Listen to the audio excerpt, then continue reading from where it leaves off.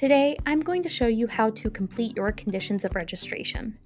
You might have seen these pop-ups here as you're trying to register for your classes. They say that you need to read and accept something on condition of registration. Conditions of registration are kind of like your terms and conditions of college. It just lets you know the important information that you need and lets us know that you've at least looked at it, you've read through it, and you understand. If you have any questions about these conditions of registrations, you can always let us know, but conditions of registration are a necessary thing to complete before you can get registered.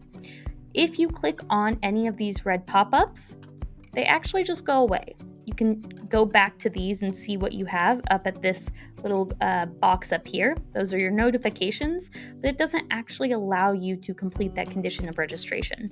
How you can find them is if you go over here to the gray bar on the left-hand side, go to Academics.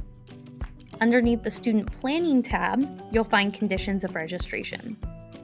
It'll have you walk through all of the conditions of registration until you're done. So you'll read through, make sure that you agree, you'll click on I agree, submit, and it'll have you go to the next one.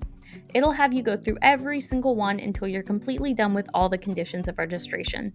Then your conditions of registration are all good for this academic year.